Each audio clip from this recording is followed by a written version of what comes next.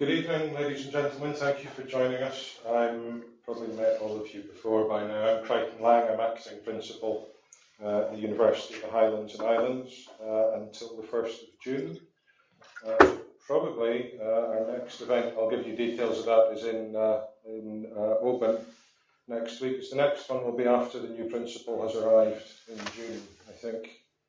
No, one more? Okay, you may see me one more time. But, thank you for coming. Very pleased to welcome you today to the public lecture series, and tonight's lecture is around the theme of our culture, and this is a lecture that relates to the homecoming, preparations for the homecoming events, and is titled Synergy, the Road to Highland Homecoming. And I'm very pleased to welcome to give the talk tonight Gerry Reynolds, who is Highland Council's Events Officer. Gerry, you're very welcome to UHI. Thank you for joining us.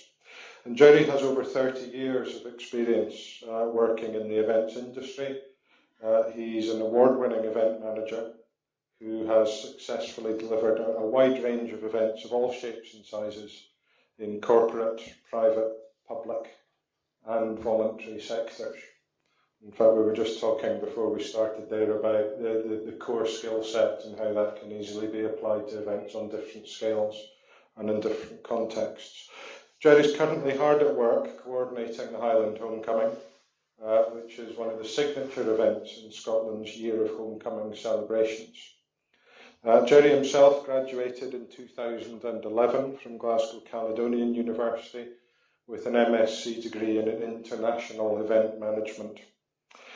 And this afternoon, Gerry's going to share with us his own experiences of the impact that education has had upon the events industry, as well as providing us with a unique insight into some of the major challenges and indeed opportunities facing the events industry today. So Gerry, thank you very much. Thank you. Over to you. Thank you. Okay, as always, I use a PowerPoint because I've got a terrible memory.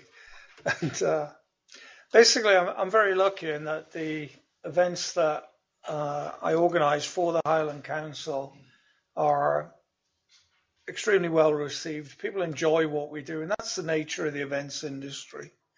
It's all about getting people together as communities to enjoy themselves. I've organised events both home and abroad, and I've been fortunate in that I've been able to create links on a global scale in the Basque Country, Canada, USA, New Zealand, and I'm very lucky. I've met an awful lot of great people from a number of countries during the course of my career.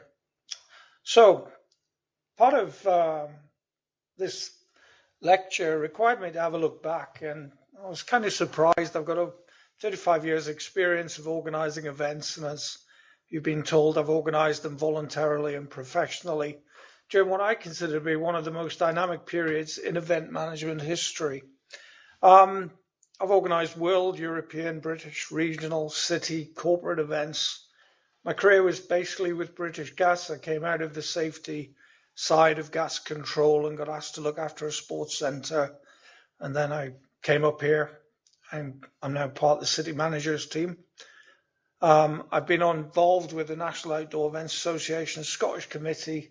I've picked up one or two pats on the back on the way, and I found myself having to go and become a mature student, which was quite a surprise to me because I never thought that was ever going to happen.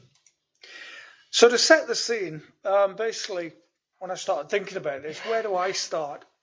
And then I thought, well, actually, where do any of us start? Everybody who comes to an event has got their own take on it. Last couple of weeks ago, I went to an event. My wife didn't.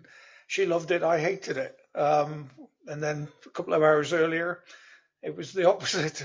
Everybody's got an individual experience at an event, even the people sitting in the room tonight. The road to Highland Homecoming for me is a journey. And just to put it in context, tourism in Scotland is big business. It's bigger than the oil, fishing, whiskey industries combined. But it's also a global thing. By 2020, it's expected 99% of the countries in the world are going to have a tourism product. and they're offering the most sophisticated visitors ever a greater choice of destinations than ever before. This is all about a global competition that's now raging.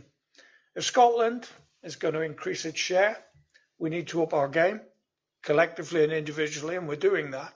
And we need to appeal and provide experiences. We need to appeal to people, provide high quality, authentic experiences. And this is a billion plus industry that we're playing in. The use of culture and cultural events has become ever more important for towns and cities since the 1980s. The process began in the 1960s when academics and government started looking at how can we change what we do. We're moving from being a manufacturing country to a service country. They started looking at what are the tourists wanting. After the Second World War, we had a growth in package holidays. Once that wave was over, people started wanting authentic experiences. So even the customers were getting more sophisticated and they were changing. And the process that we've been in, the reinvention of ourselves, you can actually see it happening in Dubai. They're reinventing themselves en route to being a post-oil producing country. So on a global basis, it's a fact. There's unprecedented interest. There's a whole new industry grown up around events as politicians, universities, and entrepreneurs have grasped the value of it. This is a commodity. This is a product. In the UK, we live in a post-industrial society. There's been an economic transition from a manufacturing-based economy to a service-based one. Just think about the journey that Glasgow has made in recent years. They're not about the shipbuilding anymore. Glasgow, city of culture. Glasgow's changing. It's about to host the Commonwealth Games. It's a dramatic transformation. If we look at a picture of Dubai, you can see the change. You can physically see the change. 1991, very little there. 2005, 2012. That is what's happening in the global events industry. That is what's happening to us. It's a great illustration of the change. It's almost unbelievable. How have we gone from nowhere to somewhere? How have we gone from them not being competitors of ours to being competitors? Strategically, Scotland has got a national policy called the Perfect Stage. And politically, there's global strategies, UK strategies, Scottish Government strategies, Highland Council strategies, City of Inverness strategies. There's an awful lot of strategies all driving people towards cashing in on this interest in events. Academically, oh boy, if you approach events, you're going to approach it from hundreds of different areas, as I discovered to my cost when think about it. Our events, what are events? We'll have a look at that in a minute. Operationally, it was quite funny. My first lecture at Robert Gordon, they said, listen, what you do for a living is you put people in a box.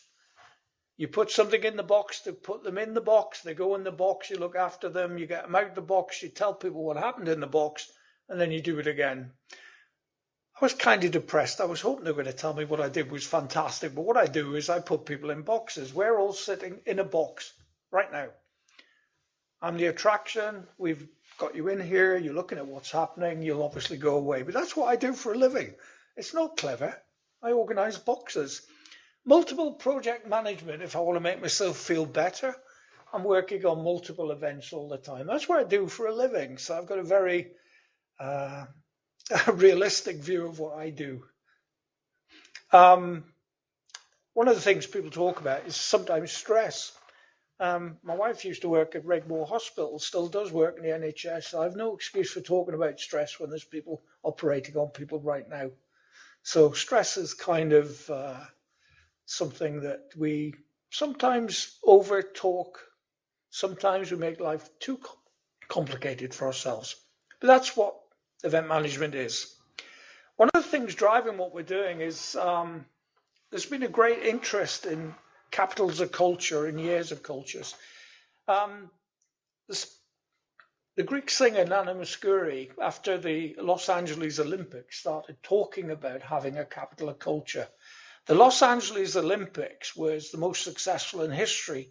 There was a chance that the Olympic Games was going to collapse in 1984 because nobody wanted it. There was only Los Angeles and Tehran. And the Americans did it differently. They did it more commercially. They brought partners on board, but the Olympics was in trouble. Glasgow strategically went for the 1990 event. You'll all remember Glasgow Smiles Better.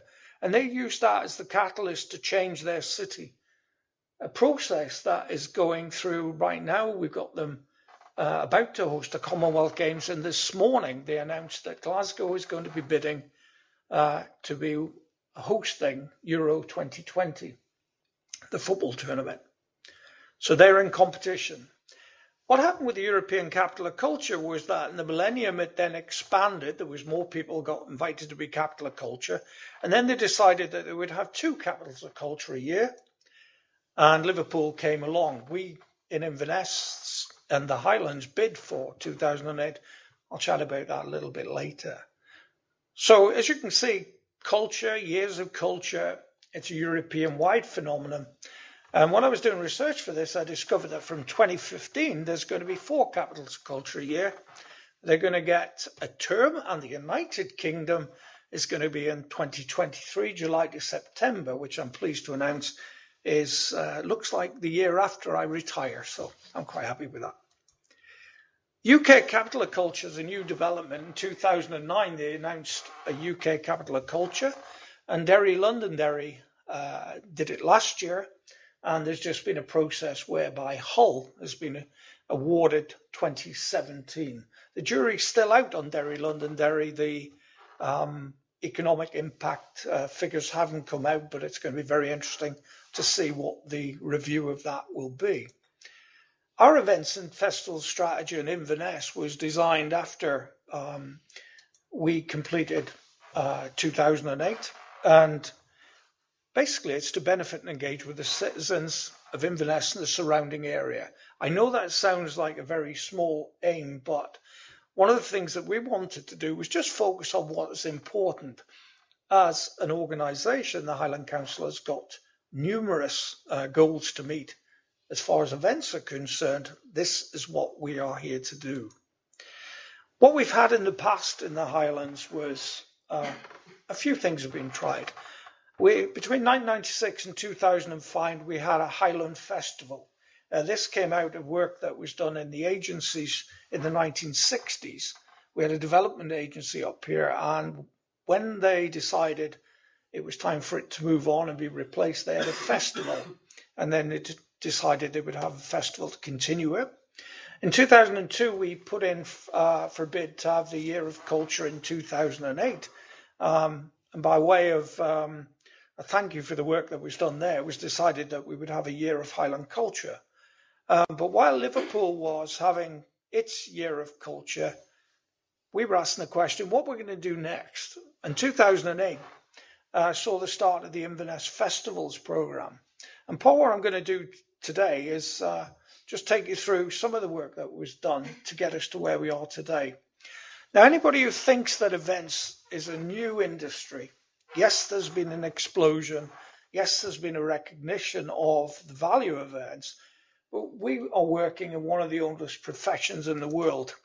The first event in the Colosseum, 81 AD, 9,000 wild animals slaughtered during one festival in 2040, 2,000 gladiators, etc., etc. Nobody knows who the event manager was, but let's not kid ourselves that when it comes to events, we're in a new world. Events have been happening for an awful long time. I saw a fascinating program about the design of the Colosseum at the weekend. What they did was they recreated the Colosseum and compared it with the Bird's Nest Stadium, which used the Olympics. They then used the models to see which would get the people out quicker. You'll not be surprised to know that the Colosseum, with 50,000 people using the same computer model, was more efficient than the best that we could produce today in China. So, purely for interest, I thought I'd put up the list of animals that appeared in the Colosseum. Just think of the paperwork getting them in and out. That's event management on a a good scale. I did hear, incidentally, that the person responsible for the fighting animals, if they didn't fight, they usually threw the event manager into the arena, which is quite interesting. So I'll give you a little introduction, but I think it's at this point, because we're in the university, that we'll do a little bit of academic stuff. Just to get the definitions out of the way, Highland Homecoming is a collection of events being organised in the Highland Council's geographical area as part of the Homecoming Scotland initiative, September 1st to October 31st.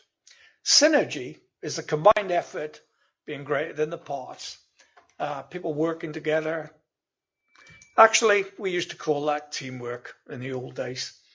But synergy is all about a reaction. It's about people working together. You could say it's all about us heading in the same direction. I always think of synergy as a spark, a creative spark between people. We had a conversation before you came in, and we actually invented an event. It's as simple as that. As I said, what I do for a living is quite simple. So we're moving in the same direction. There's sparks going on. My road to Highland Homecoming actually influences a bit. I did say that I would talk about education in this. I really got involved in events. I was organising events with American football and rugby. But in 1984, the BBC showed us Ethiopia. And that was my first big event because there was a mass charitable push in Newcastle. And I organised an American football game at the Greyhound Stadium, Northumberland Rugby Union Stadium. And I had to go around town asking various people what was involved with putting on an event. It was almost a crash course in everything that we don't do up here, in that when we organise an event, thanks to a lot of work in the council, everybody goes into the same room. But when I did my first event, I'm talking to the police, I'm talking to the fire brigade, I'm talking to a load of people. I'm wandering around. Very difficult way to organise an event. But we had quite a few thousand turned out. We raised quite a lot of money. And that kind of got me to the attention of my employer at British Gas, who said, would I be interested in organising events? And that kind of changed my own life. Now, because my background comes out of British Gas, I first went into events with health and safety being the ultimate thing that I was concerned about. We all recently saw how globally there was glee that there was a little technical malfunction at the Olympic opening ceremony. When you think of the millions of words that were written about the fact that the Olympic symbol at the opening ceremony didn't work, absolutely not very important, but people like to make it important in the grand scheme of things. But it's funny how we focus on what isn't important. I'm going to show a few pictures just to set the scene for the 1980s, and some of them are distressing, I will warn you. Because the thing is that people can get killed at what I do for a living. People get killed at events. So when I started first going into looking at events professionally, I was, to paraphrase Eleanor Roosevelt, accidents don't happen, they're made to happen. The Titanic happened because of a design fault. Ibrox 1971 happened because of a design fault. Bradford happened because somebody thought it would be a good idea to lock the fire exits because somebody snuck in one day. So people were running down at the back of that grandstand into a padlocked corridor. Heysel. I've been to Heysel Stadium in Brussels. It should never have been given the cup final. It was decrepit even then. The walls, you could push the walls over. It was ridiculous. The next one's very distressing. Hillsborough. People being crushed. Bruce, they're killing us. One of the most famous quotes, but it's still going on. Indiana Stage Fair collapse. The event manager standing on the stage. There's high winds coming, and he's saying to people, you might want to get out the way or you may not. It then blew into them, and people died. There's two types of problems at events. the Cobra, which is the sudden one that we're not expecting. There's no way of predicting, like the Boston Marathon. Bang. We as event managers have to deal with that. There's also the Python. It's a bit like the Titanic, where a series of mistakes then produce a major mistake. The Love Parade in Germany. Somebody thought it would be a great idea to have 250,000 people walk through a tunnel. People got crushed to death there. That was a design fault. The city didn't do its due diligence. Everybody seems to have been asleep. That's the world of events. It's really, really sad that after you have a major problem, obviously in the 80s we had the Taylor Report, which redesigned football stadiums, but there was the automatic, and it's still ongoing, attempt to avoid the blame. I'll put it like that. Justice for the 96 is still running. Legislation-wise, we had the Health and Safety Work Act introduced. We then had the Civic Government up here, Scotland Act, which is trying to coordinate the health and safety at events. But then we had Bradford, then we had Heysel, Live Aid I've spoken about. The reason I put Sheffield Wednesday in Newcastle in is I've got very personal experience about Hillsborough. I went down there a few months before the disaster. I went up into the Leppings Lane end and it was complete and utter chaos. There was somebody sitting in my seat. When you go through the entrance, it's an optical illusion. The side walls look as though they connect with the back of the grandstand. You see that wall that everybody knows they went plunging through. When we went there, there was police with dogs telling the Newcastle fans to go to the side. But that event was chaos. And again, I don't want to be too hard on South Yorkshire Police, but when I was there, I said, there's somebody sitting in my seat, and I got punched in the chest and told, sit down or I'll be lifted. We weren't treated like people, so it's a Cobra. Hits them very suddenly, but this one, I would think, was a Python. There was a number of things developing up which led to Hillsborough, and we're still unravelling it. Afterwards, the Purple Guide to Health and Safety at Work, of Music and Other Events, our Bible, was written. And I'm very lucky that when I started organising events, I joined the National Outdoor Events Association, and Richard Lynn, our president, was one of the authors of the Purple Guide, the Bible. And he played a good part in my life, as I'll mention in a bit. Now, it could be said that when it comes to events, our life is only to serve as a warning to others, but my career up here, thankfully, as yet, touch wood, it's gone relatively smoothly. It actually started with a coin toss, would you believe, when I was looking for a job after being made redundant by British Gas. I came up here and the gates were closed at Pitlochry. So I had a choice. I could either go home or toss a coin and go through Glencoe, up Fort William and all the way around. Tough luck, Inverness. It was heads and we went that way.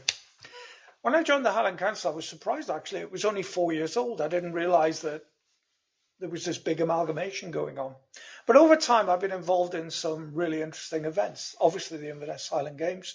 We had the Runrig Millennium concert. We had the first ever Red Bull motorcycle event at the Inverness Games. So this big event that now happens in stadiums, the prototype was here. This is when they're doing the stunt riding. So it's a claim to fame. We started expanding what we're doing, getting involved with the Triad. And then we had the emergence of Belladrum, Loch Ness Marathon. We've had things like the Masters World Championships, World's Highland Games, etc., etc. A lot of things happening. We had the year of Highland 2007, and that gave me the opportunity to have New Year off. So I went to look what Barcelona was doing while we were having the Keswick Bridge finale here. And while we were talking about the year of Highland culture and what's going to happen next, something unusual happened. I got a phone call saying, would I like to go to the International Festival Events Association European Conference in Iceland? As a result of that, and I'll talk about it in a second, I ended up going to university, and what I learned was then pushed towards what we're doing in our thinking. It's very difficult for me in this short lecture to tell you what happened up in Iceland. It was mind-blowing. And I'm going to do now something that happened when I was up there. If I crave your indulgence, I'd like you to just close your eyes for a second. I'm going to tell you something, and then I want you to raise your hand if I've told you the truth. So 1, 2, 3, close your eyes. Okay, I'm going to show you a map of the world. Open your eyes. Happy with that? It's a map of the world. There you go. Anybody not think that's a map of the world? You're happy with that map of the world? Yeah. The thing is, with that map of the world, is Africa is 14 times bigger than Greenland. So if you were pilots and you'd use that map, you would all be dead. That's what the world looks like. That's St. Peter's map. This is putting it to scale. The map that we're all familiar with actually belongs to another world. How did it feel not to know what my world looked like that morning? It's a map that shows a world that no longer exists, a world in which Europe was king. The reason why it's distorted is that nothing happens in Africa. The people who were making the maps were making them for a European audience. Why didn't I know what the world looked like? And the answer is education. When it comes to events, you only know what you've been educated to know. And everybody sitting in this room's got their own view on events. But that is the position that we're in. We only know what we're educated to know. Now, I fear the International Festival Events Association is the biggest association supporting events professionals in the world. Their goal is for a globally united industry that touches lives in a positive way through celebration. When was the last time I went to work thinking that I worked in a global industry? When was the time I ever thought of Iceland as our competitors? When I was up in Iceland, I didn't realize that they were doing their very best to get our European customers and our American customers. And they were saying, we've got mountains, we've got beautiful scenery, we've got a lot of the things that we've got in the north of Scotland, plus we've got volcanoes and geysers and things. So they were working, and I started to think, we've got competitors here. Previously, I'd only been interested in the events that I was organising in Inverness, but that conference opened my eyes. The keynote speech was by Joe Goldblatt, who essentially has written a book on events. And it was the future of European festivals and events, and it was an atlas for eventologists. I'd never heard the word eventology, but what he said is that there's a whole industry developed and the people who work in it are eventologists. I hadn't, and apparently I am an eventologist. And he was also saying, did you know that the first generation started in the 80s and 90s, didn't have any formal training? Well, I knew that. I was one of them. And to save you looking it up, he said, these are some of the things you better be good at, or maybe good at without even noticing. And this is where, when I showed that illustration of the academic side of events, he then hit us with it. Anthropology, art, community integration, education, finance, history, project management, business admin, health and safety, human resources, marketing, psychology, sociology, sponsorship, and technology. And last but not least, the one that we really need to value more than any other, creativity. I had to look up anthropology, by the way, in case anybody doesn't know, like I didn't. It's the study of humans, past and present. I just thought I'd mention that I didn't know. The keynote speech actually took us through things like New Year's Eve predictions, the thing we share, eventology, aging and its effect on events, the increase in events, the impact of terrorism with soft target, insurance premiums, scarcity of event staff, reduction in public funding, politicization of events, imposition of themes, evaluation, assessment, sustainability. I got hit with so many things about events that I was spinning. I came back with 34 pages of notes and a 3-hour lecture, because part of the deal was that when I come back, I would have to speak to my colleague at the National Outdoor Events Association, who I knew had no idea what academia was doing or looking at in the world of events. I'd never even been told that people were studying events. What we were told that event organisation during the period I've been working had gone from amateur to professional, event guests were getting older, technology was becoming integral, the markets were global, Event education was essential and event evaluation was comprehensive. There was an industry I was unaware of. And back in 2008, we weren't thinking about the recession that hit 10 minutes after I got home. We were thinking about demographics. And I'm going to talk about demographics for a little bit. The problem is that the world is changing, and the ratio of the population aged 65 years and over is going to widen compared with the youngsters coming through. It's more dramatic in the industrial countries as the share of pensioners rise. And the age-old dependency ratio in the USA is going to rise from 19% to 34%. In the EU, the retired folk are going to go from 26 to 48. And if you really want to be scared about planning for the future, in Japan, 65% of their population is going to be retired. That's unsustainable. The number of taxpayers versus the number of people receiving taxes. So we've got major problems coming. Africa and Asia are different, 6 to 10%, and then 10 to 27. So the world's splitting into older and emerging populations. So that when you look at it from this perspective, we've got to get organized here.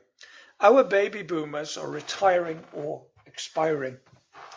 And then that is something that we've got to be aware of, because we live in a world of global choice for tourists. Tourism is the Highlands' major economy, and we've got to start asking, what are we doing? Why are we doing it? And how can we keep it going if we've got less people involved in the events industry in general? I'm told there's over 48,000 voluntary organisations in Scotland being run by baby boomers. So please don't underestimate the scale of the challenge that's ahead, because we've got to start thinking about this and thinking about how we get organised.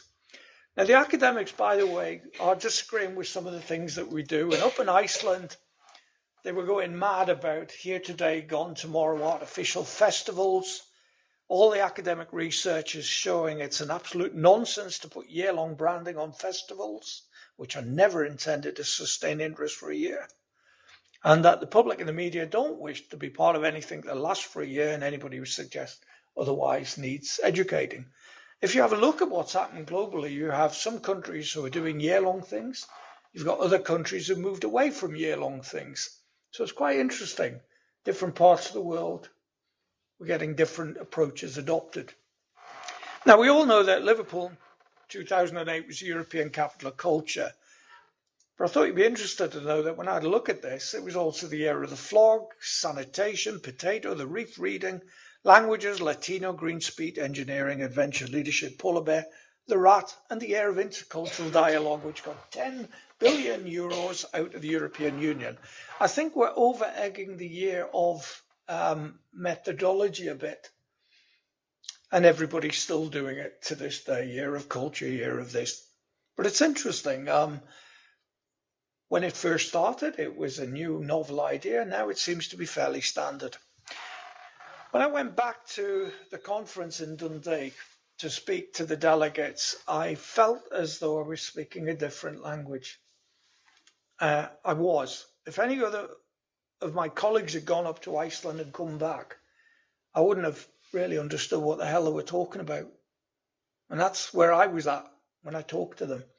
Richard Lim very kindly cancelled his speech on health and safety, said this strategic overview thing was something we all needed to look at.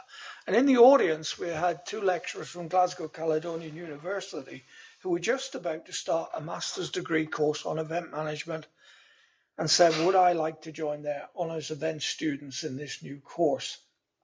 Thanks to support from the council, I was given the opportunity to become a mature student. And over the next 3 years, I had my eyes opened. The things that I was looking at was events policy, events experience, producing events, global world communications, contemporary practice, making the case, research. And my dissertation was on Highland Games, because 20% of Scotland's Highland Games have disappeared since the millennium because the committees are getting old. I did the first research on that. And it was kind of frustrating afterwards because having identified the problem, the feedback was the automatic, oh no, everything's okay. Well, it isn't okay, and that's one for the future. Some of the academic highlights for me, which I'll share with you, is that we're now in a thing called the experience economy. People have moved from purchasing things to purchasing experiences. So part of our role is to capture their imagination and emotions. And by that, I mean people now are collecting. We talked earlier about different festivals. People are collecting experiences in the same way that they go around and collect Monroes. We have a thing called cathedrals of consumption. I mean, we no longer go for coffee, we go for a Starbucks. The commercial people are enabling us to worship things. We go to Nike World. It's Disney World, but it's now commercial. Imagine a whole shop full of Nike. People actually go to the big shop underneath the stadium in Barcelona. It's Nike World. And that makes them think, oh, Nike's something that I want. So there's a world going on. There is a thing Ritza was talking about, how we've gone from coveting some things to nothings. And that means people now worried about their profile on Facebook in cyberspace, as if it's important. It's quite an interesting change. Commercialization has and will always continue to give us brand new experiences. Once we've bought everything, they're always going to find something else for us to buy. And Guy Debord was talking about how we've moved from a world where all our production was all about having enough to live. Then it was about having things. Now it's about the spectacle. We want to be part of spectacles. And I find it interesting that people today go to events and what they want to do is put on Facebook, and I'm amongst the worst for it. Here I am, I'm at the football, I'm at this, I'm at that. We're now a society of onlookers. Obviously, there's a lot of people I can thank. There is a GCU logo gone there, but the guy who's covered on the right is Donald Getz of Calgary, and Joe Goldblatt's there, and various organisations have helped me. There is a thing called the Event Management Body of Knowledge, which basically breaks down events into component parts. And this is where academic studies going. People are looking at each of these areas. But creativity is just a matter of connecting things. And as I start now to move towards Highland 2007 and the journey, I'll just talk a little bit about creativity. One of the things about the events industry is that Goldblatt's telling us that without the ability to forecast and plan for the short, medium, and long term in this profession, we're just rudderless ships. And as things change, we're blown all over the place. And you can't correct your course if you don't know where you're going. And it seems logical, but it seems such a shame that as an industry, we're very reactive. We're always reacting to stuff. We're not thinking too far ahead. We're thinking 1 year, 2 year, not 10 years. Really, creativity is all about connecting up the things we know. And with experience, you learn how to connect things up. This original cartoon by Hugh MacLeod basically expresses a concept that's not too easy to grasp. Knowledge alone is not enough unless we make connections. I say connections are not that useful unless we can use them to create something, and creating something that does not happen is not that useful. It could be argued that academic research should be a beginning and not an end. And I think there's too much research. It doesn't actually do anything other than get somebody over the finish line, which is such a shame. I'm actually opposed to academic journal paywalls. This is where the research is hidden away and I can't look at it. I'd like to see what the latest information about events is, but you actually have to pay for it now. Knowledge is behind it. Well, knowledge is a commodity. For many academics, research is their most prized part of their job. And basically, it's a slight problem. there's a lot of great research being done, but when anybody says that the events industry is professionalizing, I ask the question, well, how does this information get disseminated? Who's going to tell me what the latest changes are? And this is something which is a great opportunity for us, because what it means is that while a key to an academic career progression is the impact factor of getting published and getting your name known, I'd also like to see if we can find a way that research actually feeds right into the front line. We don't have a national strategy for events research. I think we need one. And why are we researching and why as well? I only found out that 20% of Scotland's Highland Games had disappeared because Marjorie Brewster at Stirling University, doing a paper on the marketing of Highland Games, actually pointed that out. There's nobody responsible for Highland Games per se. There's lots of people responsible for all the little parts of Highland Games, but there's nobody in strategic control. So that, if it hadn't been for an academic, that information would never have been highlighted.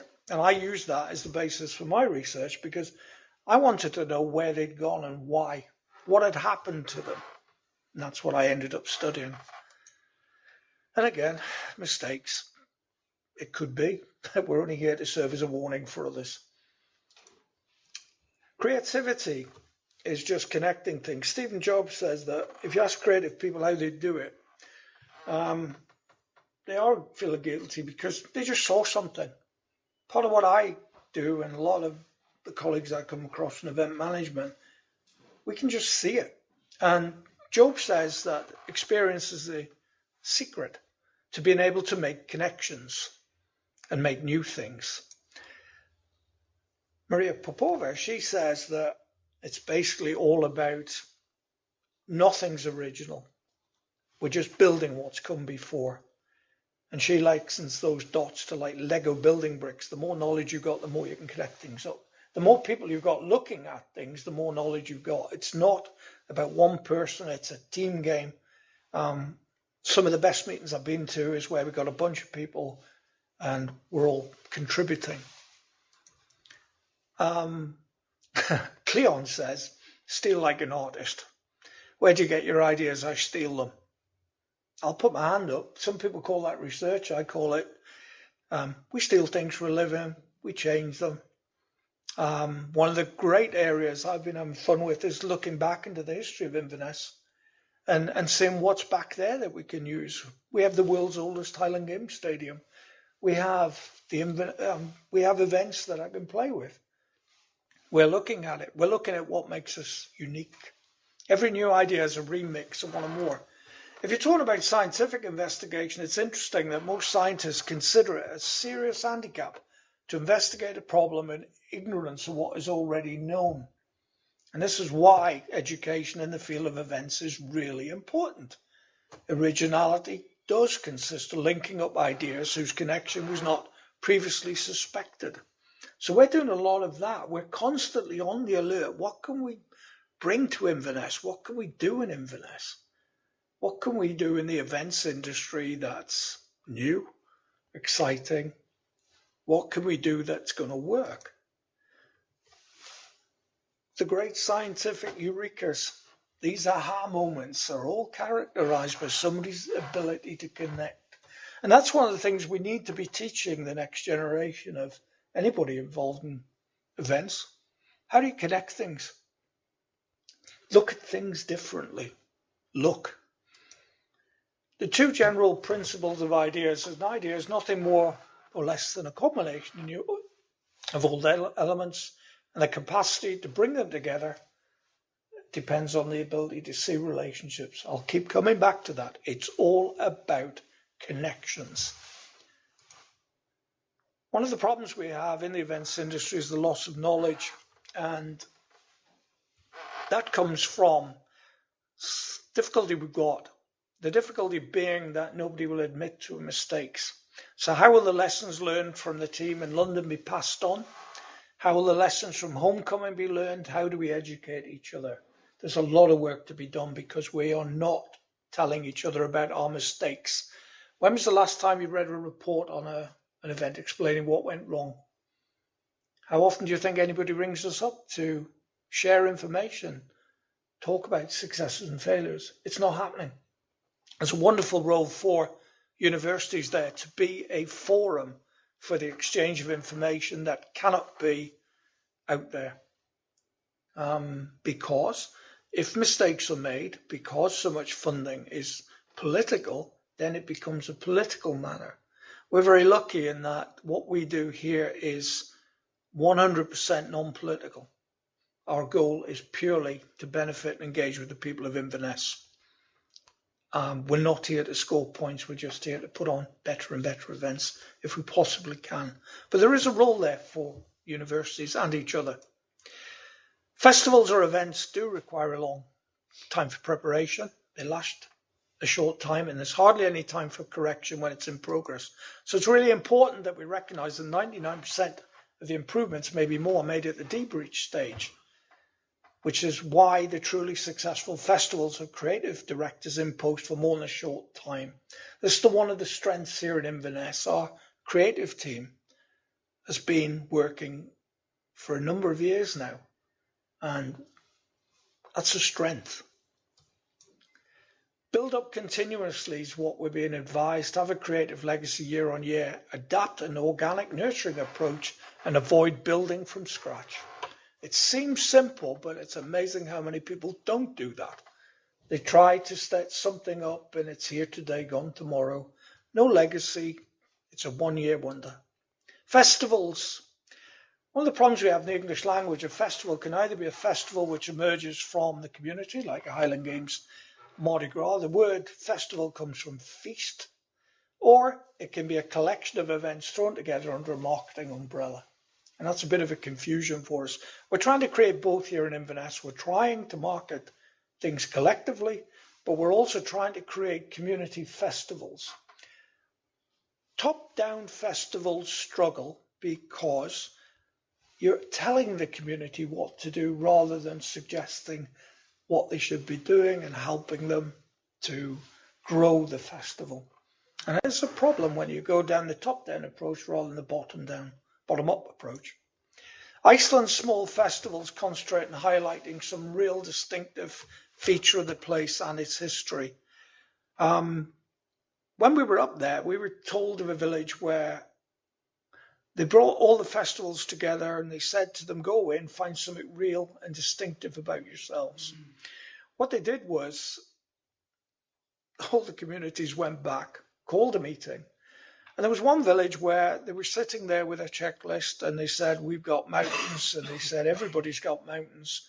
We've got glaciers, everybody's got mountains. We've got the sea, everybody's got the sea. And they were struggling. And then somebody from the community said, what we're famous for is fish soup. And it was suggested that they have a fish soup festival because every family had their own recipe. And what they did was they put a candle outside the door. And on that day, anybody could knock on the door and ask for a taste of the fish soup of that community, that family. When people knocked on the door, they were given their soup and they said, hey, if we do this next year, I'll bring the salad, I'll bring the bread. There's 40,000 people go to the fish soup festival now. And it came from one comment, one idea, and one community developing it up. So we should never underestimate how far an idea can go. And that restores my faith a bit in events, actually. So they're looking for unique selling points. They don't want to be the same as everywhere else. And as I said right at the start, one of the trends that we've got at the moment is that the customers who are looking for holiday experiences, visiting experiences, want unique things. Globally, there's 2,000 plus festivals and 1,000 more events taking place every day. And the ones that are succeeding are offering something unique. So this is the battleground that we're going into. Now, funding. One of the things I said to the delegates was, let's be upfront. Are we colleagues or are we competitors? And it's interesting that sometimes we're told we're part of Team Scotland, but for the rest of the time, we are in competition. We are desperately on a local basis trying to get our hands on a reducing amount of funding. Event Scotland was established in 2002 And they've done a lot of work building up a plan of action to build Scotland's international image. And they're essentially the bankers. We apply to Event Scotland. Their job is to develop a portfolio of events, improve coordination, try to build a centre of knowledge and expertise. That's still to happen. And they've got a commitment that we're going to be one of the world's foremost events destinations by next year. But one of the things about them is that we have to apply to them for a grant. And we either get the money or we don't get the money. And somebody else makes a decision. One of the things that, when we're talking about loss of knowledge, I can always find the events that have got sponsored. They're listed. I'd really like to have a look at the events that are not sponsored to see whether or not I can steal any of those ideas. You can't tell me that every event that's ever been knocked back was a bad idea. And that, I think, is something that we need to be working on. Event Scotland is working hard to make Scotland a perfect stage. And they are working to develop capacity. But there's still work to be done. We had, for example, I'll mention it later, a thing yesterday, which I'll come into. But the idea is we all walk together. The latest project as part of a series of years is Homecoming Scotland. And this is the second one. The first year of Homecoming was in 2009. Within the Homecoming programme, there's three strands. There's partner events that may not qualify for direct funding. In other words, are added to a marketing list. There's funded events where they give you some money, and there's signature events, which is the real big commission program. They bring a lot of resources to the table. And this is why this works in Scotland. I mentioned some academics don't think that this is the way forward, but I think that getting everybody promoting our events, there's over 800 taking place this year, they can achieve more. We can achieve more collectively than we could do on our own up here. I like the fact that what we're doing is part of a £1.5 million Visit Scotland marketing and promotional campaign, which extends far beyond anywhere I could ever reach. One of the things we were working on, that's a picture of Northern Meeting Park. It's the 150th anniversary of Northern Meeting Park. So when we first heard about Homecoming, what we did was we had an original plan was we would celebrate the world's oldest Highland Games Stadium's anniversary. And we did that by inviting over the Masters World Championships, which is the Highland Games for the over 40s. And what I thought was it'd be a good idea to have it on Kirking weekend, because what we were told to do was organise events around a portfolio of events, give people multiple experiences. So what I was taught to do was kind of the direction that we started to move in. When Homecoming came up to speak to the Highland clans, despite us having funding for our weekend celebrations, they actually said Highland Homecoming is going to be a Gaelic festival centred around the Royal National Mud. And we said, hold on, there's an opportunity here. This is where creativity kicked in. You haven't made a connection between the other stuff that's happening. So we queried it. Our suggestion was that we should have a celebration that runs from the Masters all the way through to a Gaelic event, shore to shore on the Royal National Mud. We said, here's a festival. Let's not just make it 6 days. We then started asking athletes around the world if they want to enter the Masters. The Masters World Championships is for athletes aged 40 and over. They've got 4-year age groups. The oldest is 82. We had them here in 2006. The economic impact of these people coming in from an international audience coming for a week was estimated at 1.2 million. So this is a serious conference. A lot of people coming to stay with us for a long time. Within a week, we'd broken the previous world record for the number of competitors.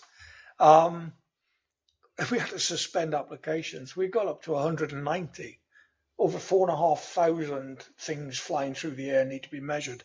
We ended up thinking, oh, hang on, this is getting something rather too big. So we had to extend the event to 3 days. And at the same time, we then started doing the connections We were working with the Highland clans, so we thought we'll have a Highland clan parade through the streets of Inverness. And we knew that we were going to get massive media attention because the sight of what we're doing, the scale of what we're doing on the same weekend as the Camelot Cup final is quite significant. There's going to be a lot of media attention. Homecoming Scotland and the Highland Homecoming event was really just us connecting the dots. But in the space of 3 days, from the moment we had the idea, we had to start asking people, is this possible, this big festival? And we had to talk to the Highland Council, Highland Councillors, Event Scotland, Scottish Government, the Highland Clans, Association of Highland Clans Societies, the Blast Festival, Police Scotland, the Highland Games Committee, the Kirking, Scottish Masters, the Inverness Media, the Raft Race people, the Camelot, Shore to Shore, the National Mod, Highland Strongman, which is now Highland Strong Woman, Loch Ness Marathon, websites, Twitters, Facebook. The amount of people and the communication involved in the staging of a major festival, it's only when you actually list it that you realise how much we have to communicate, how many people have to be on board. The number of stakeholders of Highland Homecoming is significant. What happened was, creatively, the sparks started all over the place. We got the Highland clans talking about, oh, we should have an exhibition, we might have a conference, we might have a chat. The heavies were talking about, oh, we'd like a celebration. Why don't we do the Hall of Fame at Eden Court? So we connected up with the Blast Festival. We're now running 3 concerts in the evening and working with them.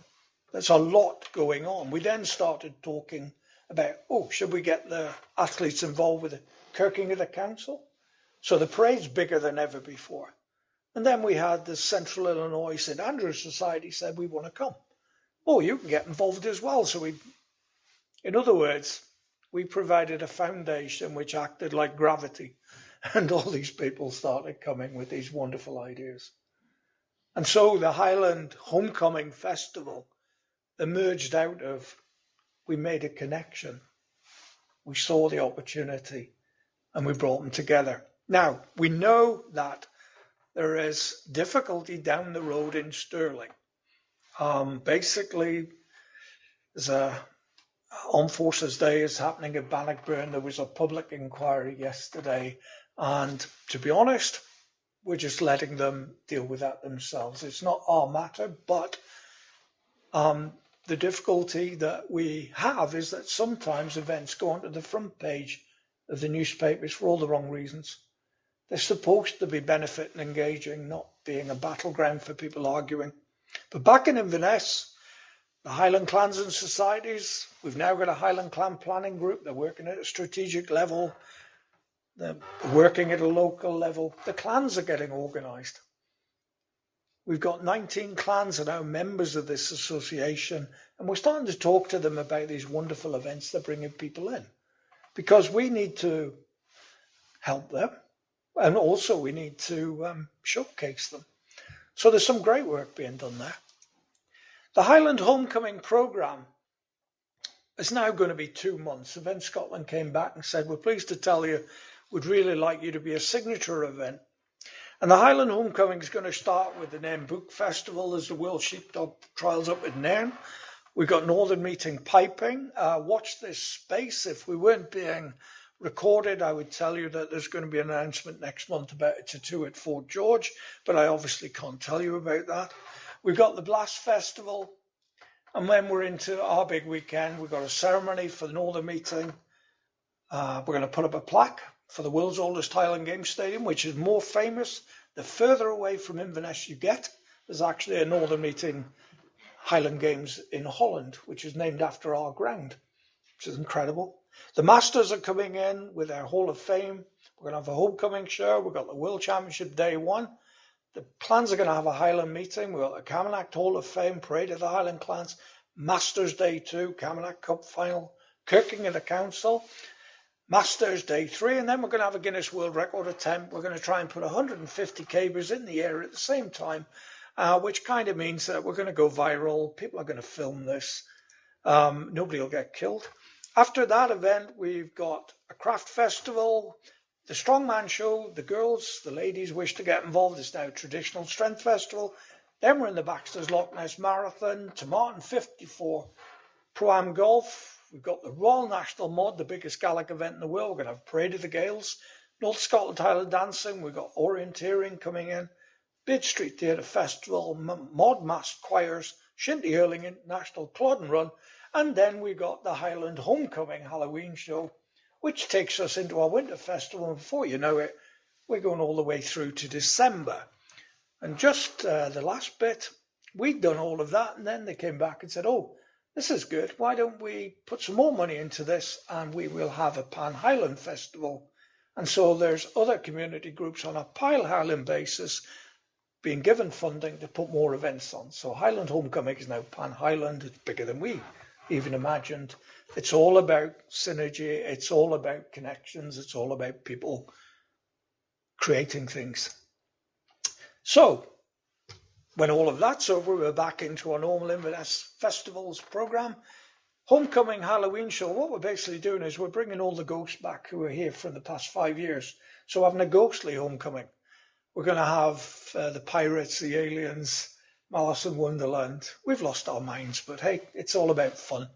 Then we have the Civic Bonfire and Fireworks display, Remembrance Sunday, Christmas lights switch on, Winter Wonderland, Wee Hot Highland Fling, Red Hot Highland Fling, and you can find more details on invernessfestivals.com. Of course, there's lots of other things happening during the course of the year. For example, we're working now on the Commonwealth Games Baton Relay, which is coming in on July 12th. We've got our clan, one of the clans is coming. We're going to have a wee Highland Games for them. So there's lots of things happening in Inverness. And quite often people don't connect up the dots. They don't see just how dynamic a city this is. There's a lot going on. When you start putting all the images together of the different events, it's quite an exciting project. And I think we should be proud of what's coming. We should look forward to what's coming, because this is going to make a major difference. And also, you'll have noticed that the events that we're putting together, we're trying to put events that will be here the following year. We're not looking for one-offs. We're going to, with the Masters, we're going to see whether or not we can have a Highland Games for youngsters, or maybe it's for the university, maybe it's for the army.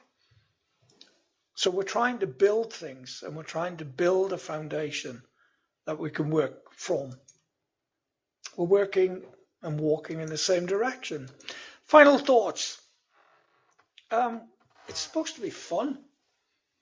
You know, somewhere we forget we're in the entertainment business. Yes, there are economic reasons, and yes, there's all of that. But, you know, sometimes we just got to lighten up. It's supposed to be enjoyable. We're dealing with the most important time that people have. It's leisure time.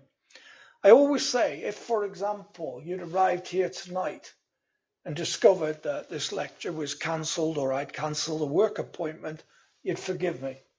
If you arrived here tonight and this was your engagement party, you'd hate me forevermore. There is a difference between how we view recreation time and work time. And what we're in, we deal with recreation time. Now, I know that it is extremely important what we do in terms of the commercial side of things, but anybody can create an event, they can make legacy claims, but the challenge is for us to look for sustainable events using the education, skill and resources that we've got. Don Getz came over last year and he was speaking at an Event Scotland event previewing this year. And the new reality and key challenges for events is that gaps in the event tourism portfolio can be filled by creating and owning events. So we're being challenged to create new hallmark and iconic events. We are being challenged to reinvent existing events and market events in a new way, focusing on special interests, focusing on the special worlds. All the heavies who are coming here are part of a Highland Games family. I was recently in Las Vegas. One weekend it's filled with boxing fans. The next weekend it's filled with country and western folk. The next weekend it's the pro bull guys and their fans. We have got to create a diary that is full of events that we can grow and create. And Inverness will become known for these events. We need consistently to start looking at creating a calendar. Within every community of interest or social world, there's events that hold special meaning. They're iconic to them. The biggest, the best, the most prestigious, the most usual, challenging, the ones where you meet the most interesting people. They involve, the iconic events evolve, and they're created to meet the needs and preferences of them special interest groups. If you think about it, there used to be a time when all the ice hockey clubs would go down to Wembley, and at the start of the year, irrespective of who was going to be playing, they spent the whole year looking forward to going to Wembley. And it's that kind of atmosphere that we're looking to create. We want people to be looking forward to the Kirking. One of the things we need to do is actually to have our community selling our events through social media. And we can't do that if it's not there the following year. All the customers, we want them to sell the events for the following year. I'll give an example. Anybody who wanted to go to the London Olympics this year can't, because it's over. All that work, it's over. You wander around Greece, it's full of empty stadiums, which are no longer in use because they're white elephants. We're not in the game here of creating white elephants. We're in the game of creating a program from Inverness which will make us compete. And Highland Homecoming is going to make a difference. It is going to have us pointing towards this diary. The battleground for events, according to the latest research, is our natural assets, our themes for celebration, our location, you can only see it here, our culture, local celebrations with a unique appeal and style, and our climate, the seasonality of our different events. That's the battleground that cities are now competing on. What have we got that makes us unique and different so that customers can come in and have a unique experience and move on? We're integrating event tourism with other policy domains. Events go into place marketing, environment tourism, social, cultural image, animation of spaces, where the catalyst, where the attractions. There's numerous policies where we can make a difference. And we've got to be aware of that. A hallmark event is a recurring event possessing such significance in terms of tradition, attractiveness, image and publicity that it provides us with a competitive advantage. Over time, the event and the destination become inseparable. Think about Mardi Gras in New Orleans, think of Calgary Stampede, think of Carnival in Rio. We may not be going up to there, but we are looking to create permanent institutions that our community will look forward to coming to see. Examples we've got now, the Halloween event at Ness Islands is a much loved local tradition. The Red Hot Island Flame, Scotland's biggest free event, is a much loved tradition. That's what we're trying to fill our schedule with. Things that become part of Inverness, reflect Inverness, and highlight what makes us different. It is a simple game events, connecting up knowledge and experience, but we're already working on some exciting projects for the future. We've got the World Orienteering coming in next year, the Scottish 6 Day, and we've got one or two ideas for Inverness events and festivals. Should we be having a football festival, a cycling festival, a dancing festival? You'll notice that our badge is an interconnected knot. And the reason why it's an interconnected knot is that everything we do is connected with the life of the city, socially, culturally, economically. So we didn't pick that by accident. We're all in this together. If we don't have a cultural life in this city, we'll be less attractive for people to live here, to move here. There's lots of reasons why we need to have this type of thing happening socially, culturally, economically, but it's part of life now. People expect cities to have these things. But the greatest aim of education, it's not knowledge, it's action. And all I would say about the journey I've made to Highland Homecoming is that I went through the education process over 30 years, and some of the things I've learned along the way and some of the things my colleagues learned along the way has enabled us to create the Highland Homecoming programme. And that is about as simple an explanation as events I can come up with. It's no use us knowing what we're going to be able to do and not doing something about it. Event management's about actions.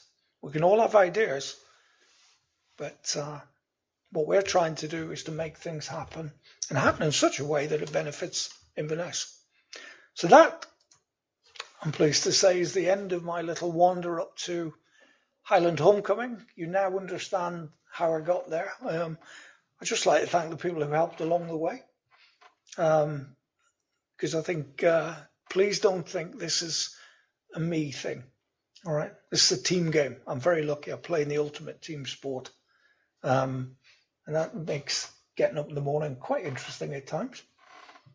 Okay, I'll take any questions if you're happy with that. Thank you very much.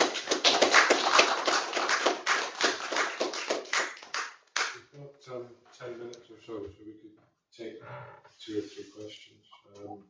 Could I maybe start off in terms of that extended programme of events? You can see a range in there, and you're talking about the societal and the cultural and the local benefits of that, which I can see on that extended time base. Within that, is there a particular window that in this first year, acknowledging that you're saying a lot of these things will build a culture and a community that come to them, is there a particular window you're going to focus on for external marketing? Well, the external marketing for Highland Homecoming, Visit Scotland are pumping out the information of 800 and odd events. Now that we've got the programme sorted, if you like, we're now entering the period where we are going to be marketing this. We're going to be hitting every media outlet we can, in addition to the work that they're doing. The stuff's already up on the website. The council's obviously going to be doing it. So from now all the way through, we're just trying to get the word out. One of the things that came up yesterday at the clans was strategically, there is a demand for us to be thinking 2 years in advance. At the moment, we're not quite there yet. We should really be publicising this 12 months earlier.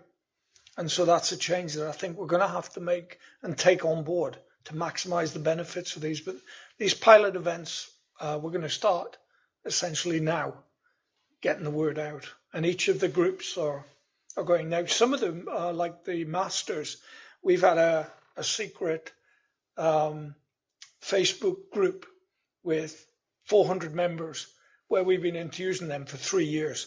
So there's a lot of work going on behind the scenes because we're talking to the public, we're talking to the participants, so there's different layers of publicity, not all of it clearly apparent, but the lead in for these can be, up to 3 years out.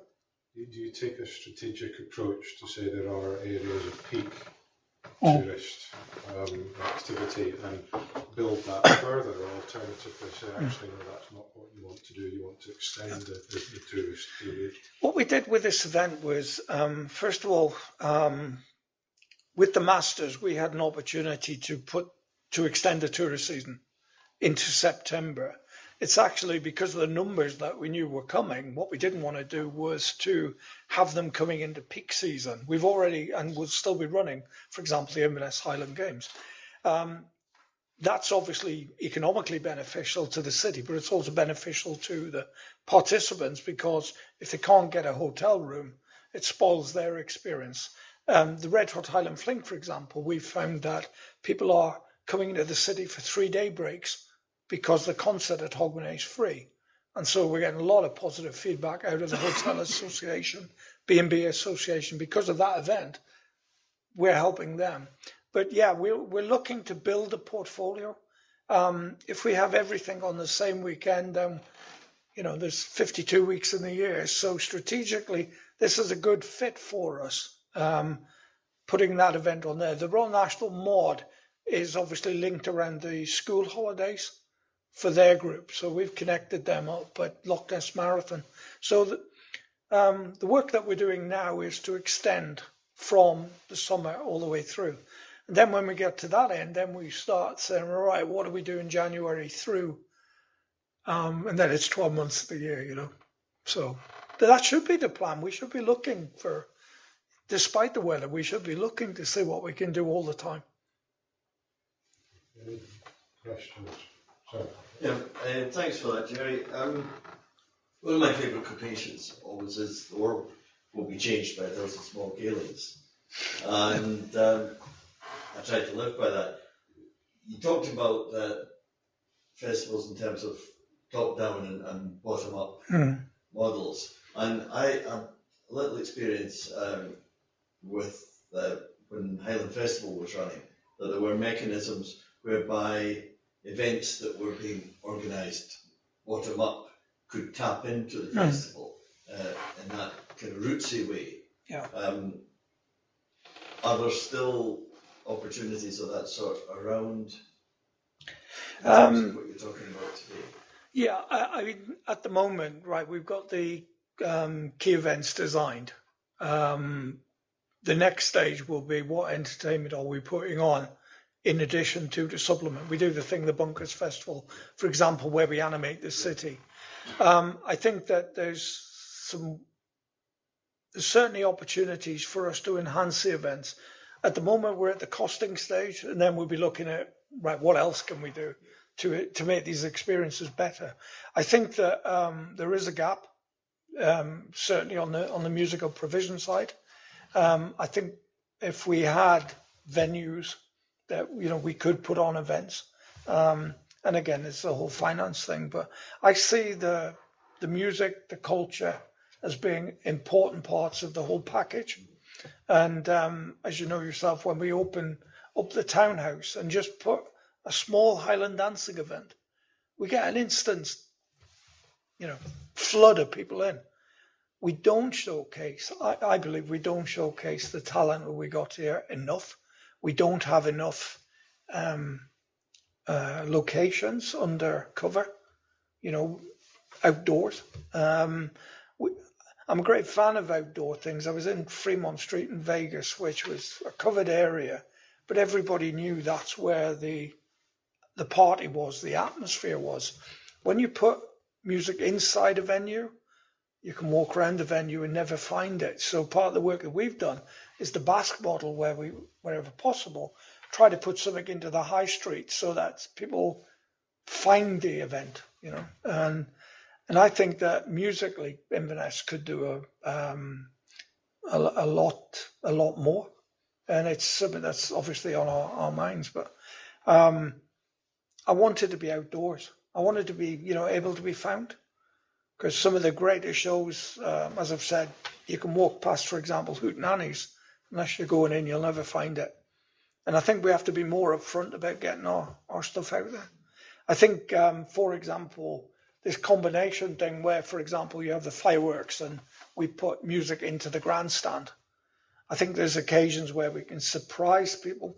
I'd like to see us do more of that. I think if you said, for example, there's Gaelic singing at an event, there will be people just for whatever reasons that are not too keen on that. But if you actually just put the Gaelic singing on, they hear it and say, oh, that's wonderful. They've experienced it before they've evaluated it or judged it, And there's a lot of judgmental things going on. There's a saying, people say they know what they like. Actually, they like what they know. And part of what we've got to do is we've got to give them new experiences. And one of the challenges we've got is every event that we do, once you've been there once, we've got to redesign it. And that can be as simple as me moving things around at the Highland Games. I think that we need to do more of that, Donald. I mean, we've had experience of watching how, Donald and I, watching how this happens in the Basque Country, where their culture, their sport and their music is mobile. It's in the streets, and it's so exciting.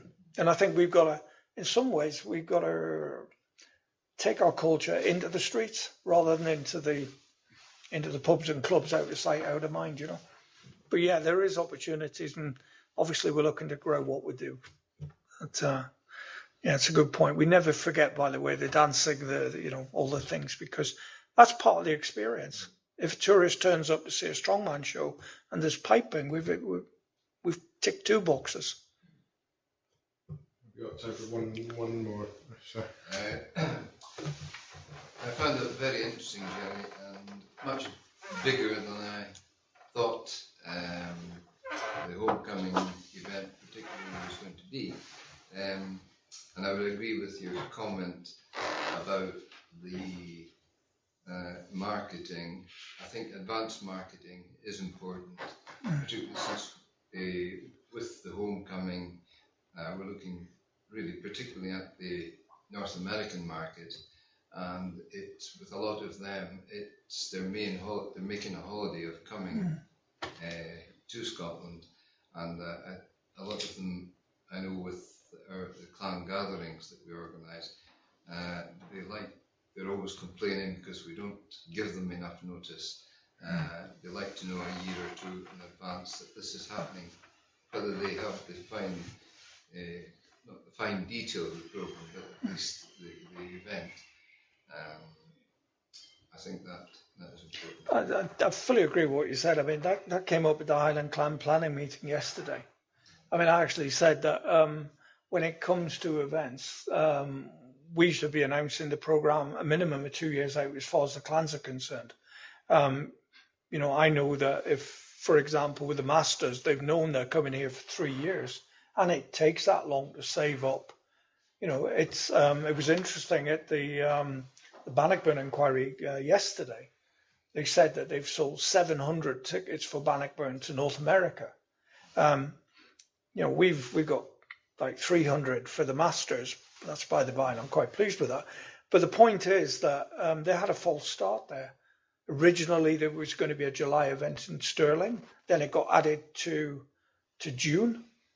You know, and the difficulty is that we have to be that organised that far in advance, because if you are getting a big clan gathering, what happens is that people cancel their cycle of clan gatherings. What happens, for those who don't know, is that every 4 or 5 years the clans have an event and they come home to Scotland. And the moment you put a big event in the middle of it, it disrupts their gathering. For example, in 2009, you got the big event in Edinburgh, but the impact that it had on the events in 2008, 2009 and 2010, obviously people aren't coming back 2 or 3 times, you know. So we have to, as I said, get a diary, work to that diary and build that diary up.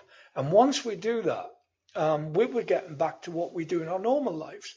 We live our lives by birthdays, anniversaries, I haven't forgotten, birthdays, anniversaries, Christmas, Easter, New Year, all the religious celebrations. That is the way that our culture works. Now, what we're trying to do is to make what we do part of that. But for visitors, if we're going to attract visitors and ask them to pay £3,000, £4,000, £5,000 to come here, we've got to give them time to save up. And we've got to make it, when they get here, that it's good enough. And when they get here, it's not just about one experience. The people who are heading here in September, homecoming concert, Camanachd Cup final, Masters World Championships, Parade of the Clans, Kirking of the Council, and the Guinness World Record. 6 major things happening in one weekend. They're going to explode out of Inverness by tweets, by Facebook, by their memories, by their photograph albums, and they're going to start promoting our city. That is a process that we, as a city, have to get involved with and start giving people these experiences so they can start selling the Inverness experience. But you're quite right, we have to do it 2-3 years in advance. And that does require a change, not just with ourselves locally as funders, but also nationally. You know, the application process for the year of Highland culture, they were only making the announcement as who got funding earlier this year. They're actually 2 years out, and that message is going back. We have to take a longer term view, but of course that means they have to secure the funding from the government 2 or 3 years in advance. So there's, you know, everything's connected, and it is easy, you know, I mean, for example, when we bid for the Masters, you know, we didn't realise there was going to be significant other events happening this year. So things change. But I think purely for the clans, I mean, anybody who's going after an international audience, we've got to think longer term. And that is why we're hopeful that these September events, we bed them in and they'll add to an extended season. That's what the plan is. Okay, thank you. I'm sorry we're out of time. Gerry, thank you very much indeed for what's been an extremely interesting and very engaging talk tonight. So thank you. Thank you very much indeed. Thank you for attending. If any of you fancy a real change of topic and a bit of a jaunt, our next public lecture is on April the 30th at the Scottish Association for Marine Sciences in Dunstafnage, just outside Oban. That's an inaugural lecture for one of our new professors, Professor Kenneth Black, who's a marine ecologist, who will be giving a lecture entitled Finding Space for Aquaculture. And bookings for that event can be made through the usual channels if anyone's interested. But thank you tonight for joining us, and I hope we see you all again here or in Oban at some point in the near future. Thank you. Thank you. Thank you, Gerry. Cheers.